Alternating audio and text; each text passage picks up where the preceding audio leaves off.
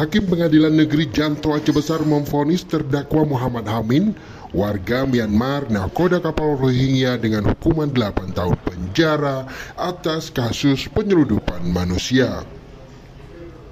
Selain Muhammad Amin, hakim juga memvonis 2 warga Rohingya lain, Anisul Hoku dan terdakwa Habibul Bashar, masing-masing 6 tahun penjara. Ketiganya dinyatakan hakim terbukti secara sah meyakinkan melakukan tindak pidana penyeludupan manusia. Mereka sebelumnya mendarat di pesisir Kabupaten Aceh Besar beberapa waktu lalu.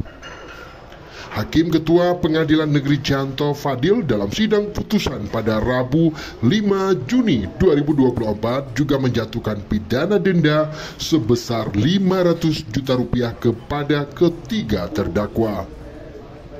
Apabila denda tersebut tidak dibayar, maka diganti dengan pidana kurungan masing-masing selama 3 bulan.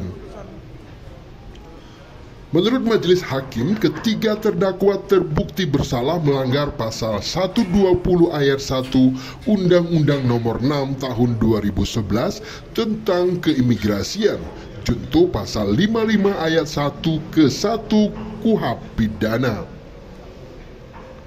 Sebelumnya, Polresta Banda Aceh telah menetapkan Muhammad Amin sebagai tersangka penyeludup manusia. Dia membawa 136 orang warga Rohingya dari kamp penampungan di Cox's Bazar, Bangladesh ke Aceh dengan ongkos masing-masing 14 juta hingga 16 juta rupiah. Sementara wakil kapten kapal Anisul Hoku dan teknisi kapal Habibul Bashar juga telah ditetapkan sebagai tersangka atas perannya dalam membantu Muhammad Amin di saat penyeludupan tersebut. Dari Aceh Besar, Tim Liputan Aceh Video.